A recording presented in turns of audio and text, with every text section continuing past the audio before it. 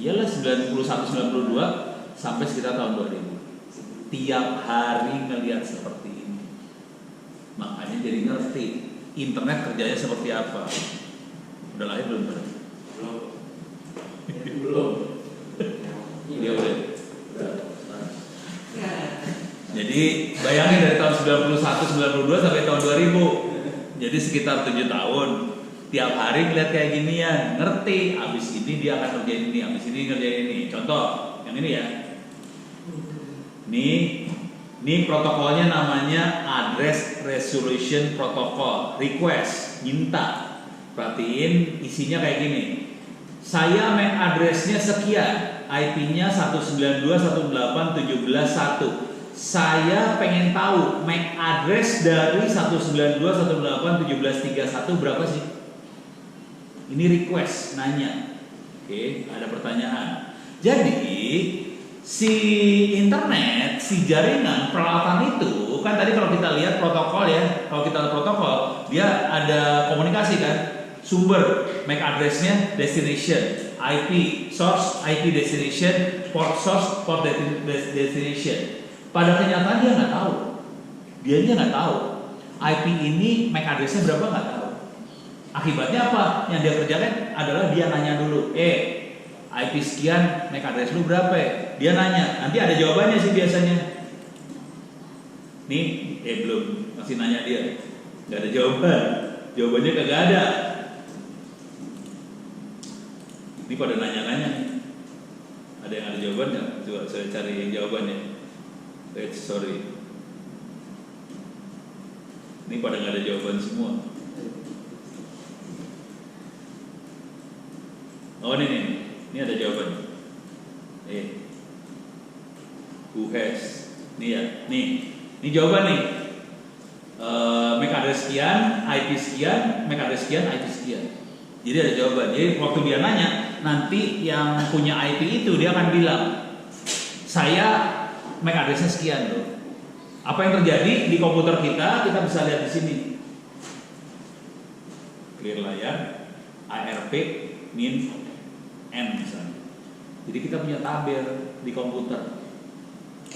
IP sekian, MAC address-nya sekian. IP sekian, MAC address. Ini kelihatan ada yang incomplete. Artinya dia masih nanya tapi nggak ada jawaban. Itu incomplete. Oke. Kalau dia ada jawaban, dia punya tabel di sini. Artinya apa coba? Ini bahaya loh. Jadi kalau kita hacker, tahu dong. Oke. Ini ya. Ini router nih. Ini router. Kita tahu MAC address-nya router dong. Oke.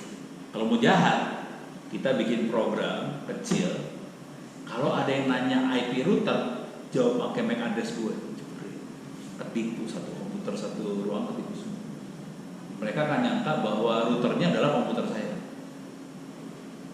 Jadi kalau udah ngerti kerja jaringan, yang namanya hacking itu gak ada apa-apanya sih sebenarnya, asli. Kalau ngerti kerja jaringan ya, kebanyakan hacker itu berusaha nge-hack tanpa ngerti ilmunya. Akibatnya cari aplikasi, tapi nggak ngerti cara kerjanya. Ya udah, setengah mati sih hidupnya. Jadi sih, tapi kan harus ada orang yang bikin aplikasi terus nanti dia coba-coba. Kalau ngerti ilmunya kita bisa bikin sendiri sih semua. Tapi harus ngerti cara kerja jaringan seperti apa. Jadi cara kerja jaringan pertama kali dia nanya. Karena dia punya tabel MAC address ini, ARP ini di komputernya, dan cara kerjanya nanti komputer tanya, oke, yang punya IP ini siapa? Yang punya IP ini MAC addressnya berapa? Nanti sini jawab. Nah kalau kita ngerubah jawabannya, kacau semuanya. Jadi si jaringan dibikin dengan asumsi bahwa orang programmingnya baik-baik. Gitu ya. Jadi kalau belajar hacking segala macam sebenarnya nggak susah aman kalau ngerti jaringan. Kebanyakan kesalahannya adalah dia nggak ngerti jaringan terus naik. Itu aja sih. Kesalahannya coba. Beres ya? Ini cuma ngasih lihat hubungannya nih kelihatan aja. Nah, terus kita lihat lagi. Ini ICMP itu buat ngecek sih.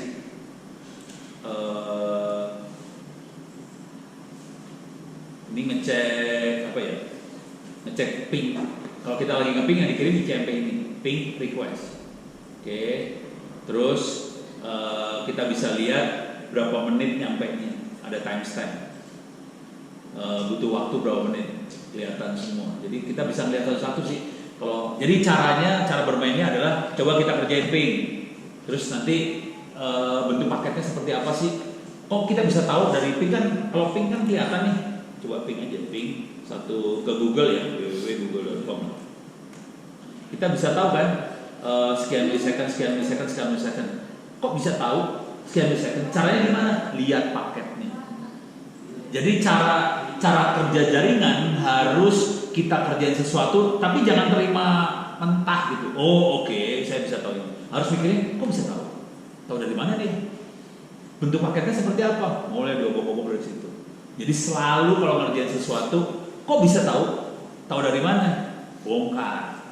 Kok bisa tahu? Tahu dari mana? Bongkar. Lihat, sadar. Lihat dalamnya. Oh gini, pantasnya dia bisa tahu. Ternyata dia ada referensi waktu. Terus dia bisa ngitung. Oke, waktunya kayak gini. Gitu. Beres ya. Nah tadi juga saya cerita kan, kita ngirim satu paket dulu. Bagus nggak responsnya? Paket kedua bagus nggak? Kalau ini apa ditambahin terus? Nah itu dari mana dapatnya? Bisa kelihatan juga semua kelihatan sih sebenarnya. Jadi saya terangin ini kelihatan semua dari sini sih sebenarnya. Coba kita lihat ya. Tadi yang mainan kayak gituan. Jadi ini saya bentuknya cerita aja supaya kelihatan bahwa ini semua bisa dilihat. Oke, saya masuk ke ECMP, saya masuk ke TCP. Oke. Ini ya. Kita masuk transmission protocol. Ini di sini ada window size value. Ini adalah windownya. Jadi windownya 500 byte. Nah, nanti kalau dia mainan sliding window, istilah sliding window, ini akan berubah nih nilainya. Size-nya akan berubah. Jadi yang normal cuma 500 byte, nanti kalau sliding window dia akan kirim 2 paket, berarti dikali 2. Tapi bukan 500. Dapat dari mana dia? Dapat dari sini enggak. If config. Nih. Makhluk ini. Jadi kadang-kadang kalau kita kalau melihat angka-angka ini kan bingung nih apaan gitu ya. Nggak ngerti ya. Nggak kebayang kan? Ini makhluk apa ini? Ini ada artinya semua. Jangan khawatir, ini ada artinya semua. Yang paling penting yang ini sih sebenarnya MTU. MTU adalah Maximum Transmission Unit. Jadi sekali mancar, sekali kirim data, dia berapa byte? Maksimumnya 1500 byte. Konsekuensinya apa yang terjadi dengan 1500 byte? 1500 byte itu nggak pendek, panjang loh. Ada 1500 digit yang kita kirim sekaligus, sekali dia kirim. Bayangin kalau di ruangan ini banyak banget orang ngirim data. Itu tabrak-tabrakan tuh. Kalau tabrakan, langsung kolaps dia. Masih ingat kemarin kita lagi transfer file? Nggak bisa kan? Yang saya kerjain apa? Saya rubah MTU-nya langsung. MTU saya rubah supaya paketnya dikecilin. Kalau paketnya dikecilin, probabilitas buat dia nembus jadi tinggi. Karena kalau panjang kan kemungkinan baru 1000 byte error. Karena 500 byte error, saya kecilin dari 500 byte, tembus dia langsung. Lebih ini waktu kemarin minggu lalu ya, kita transfer file ke server itu nggak berhasil, gagal dulu kan. Akhirnya saya rubah MTU-nya, jalan. Jadi fungsi ya ini terjadi dengan sendirinya kalau kita ngerti cara kerja sih. Dan ini nggak bisa di satu pertemuan kayak gini, harus nyoba sih. Harus ngobrol, diskusi. Cuman kalau mau jujur, saya nggak punya teman ngobrol sih sebenarnya. Karena ngomongin kayak gini susah. Dosen-dosen semua pada nggak ngertinya kan teorinya doang ya. Ini kan udah praktek banget nih. Kenapa sih MTU? Buat apa MTU? Kenapa 1500? Nah itu kan udah eksperimen semua. Ini kayak gini eksperimen banget. Gitu. Kalau saya dulu MTU saya 128 byte. Kenapa 128 byte? Karena saya ngirim datanya pakai ini kan kabelan ya 1500. 128 byte karena saya ngirim datanya pakai walkie-talkie. Jadi walkie-talkie dimasukin ke soundcardnya dibikin TCP segala macam, kirim data itu kan datanya ancur-ancuran kan lewat radio kan. 1500 byte pasti nggak akan kirim. Jadi itu tembus. Jadi kita mainan di situ banget. Cuman kalau anda nggak pernah ngerasain hidup seperti ini, nggak tahu ini buat apa sih, ini buat apa sih, ini buat apa sih, nggak kerasa gitu. Tapi kunci paling gedenya yang ini sih sebenarnya MTU ini, yang bikin jaringan jadi reliable yang itu. Dan si TCP punya mekanisme tadi sliding window ya. Dia ngetes dulu, kirim satu paket tembus, satu paket lagi tembus, satu paket lagi tembus. Oke, kita kirim 2 paket sekaligus tembus. Kita bikin 3 paket tembus kayak gitu. Cara tahunya tembus dari mana? Nah, di sini. Ini kalau diperhatiin di sini ada flag acknowledge.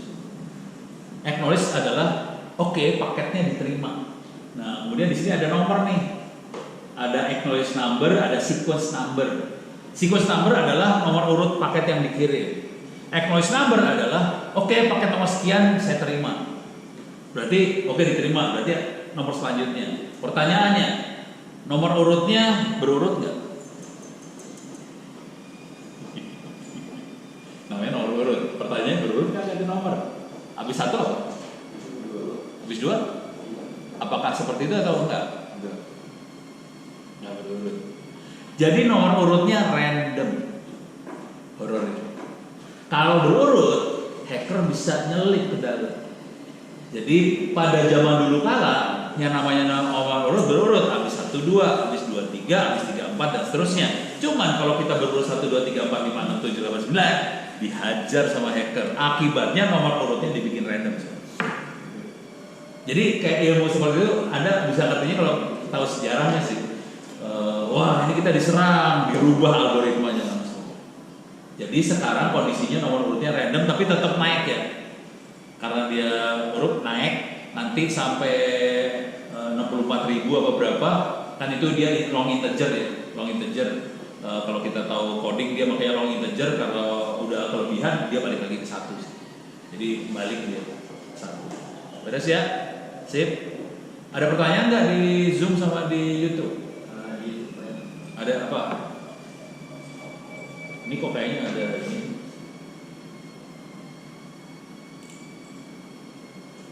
Pertanyaannya apa di YouTube?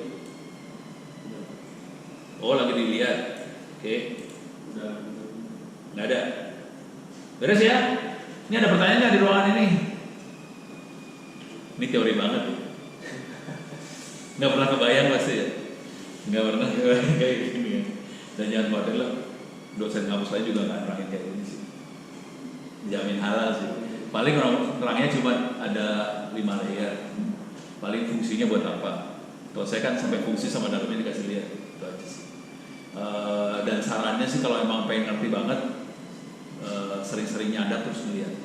Misalnya kita kirim email, lihat dalamnya seperti apa. Email kan layarnya aplikasi ya. Nah yang bagusnya aplikasi adalah dia bentuknya teks ASCII, bisa kita baca. Kalau email, dan itu bisa bacanya di sini nih.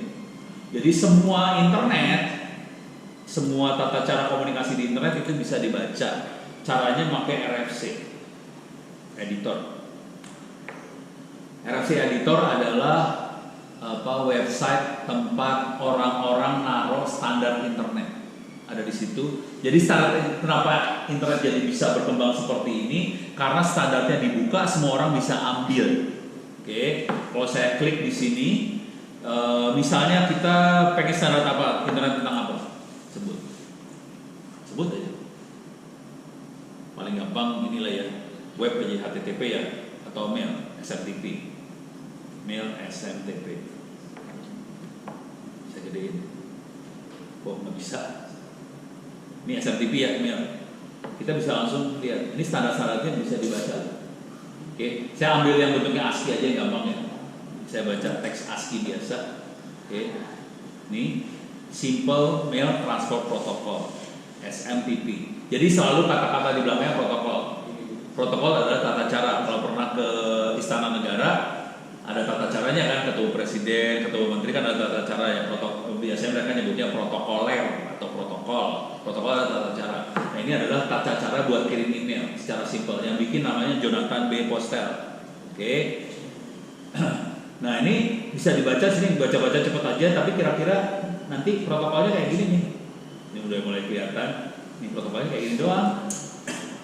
Ini protokol buat kirim email. Jadi kita bisa pakai kata-kata aja, mail from.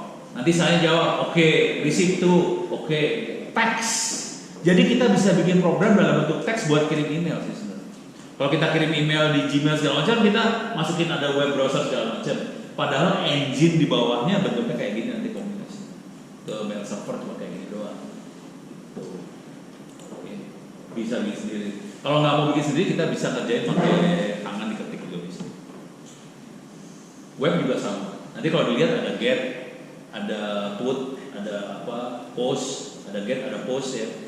Di HTTP kan ada perintah-perintah kayak gitu. Udah, baca semua di sini. Beres? Sip. Ada pertanyaan?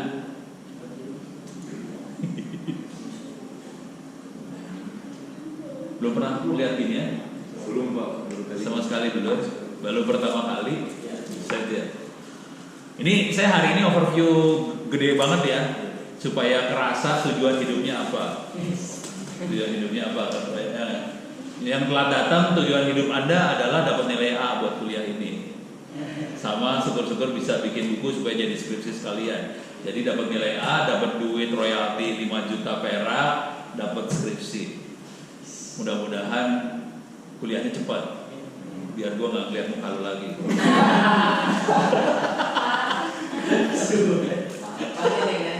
Nah ya. Apa ada perbedaan jumlah layar auto antara ketika memakai TCP dan UDP menggunakan IPv4 dan IPv6? Jumlah layer Iya. sama. Kalau pertanyaan layer ya,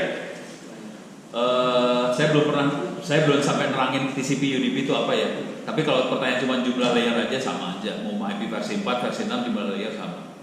Oke. Kecuali nanti kalau kita pakai VPN, jumlah layernya beda. Biasanya dia akan nambah satu layer lagi VPN. Gitu. Ada lagi pertanyaan? Sip. Ini Pak, di dalam dari Antel dalam penggunaan Ethernet Shield menggunakan IP dan MAC. MAC itu sebenarnya apa dan cara menentukan MAC address gimana? Oke, MAC itu apa? Jadi tadi kalau kita lihat layer lapisan-lapisan ada IP, ada port, ada MAC. MAC itu adanya di data link layer. MAC itu apa? MAC adalah, saya clear layar dulu ya. If config